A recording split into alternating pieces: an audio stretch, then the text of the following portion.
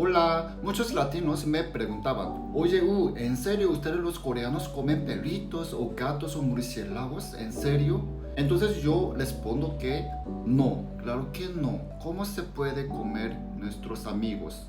Yo creo que probablemente estas preguntas vienen de antigua guerra, cuando éramos muy pobres, más o menos esa época de 1930.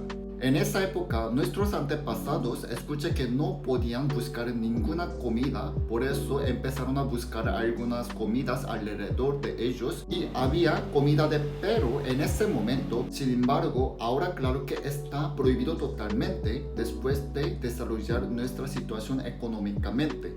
En mi caso, en serio, sinceramente, nunca he comido perritos y nunca he pensado para comer perros o gatos, murciélagos, nunca he escuchado. Ajá. Por eso yo no quiero que tengan algunos perjuicios a nosotros coreanos. Nosotros no comemos perros y nosotros también amamos perros como ustedes.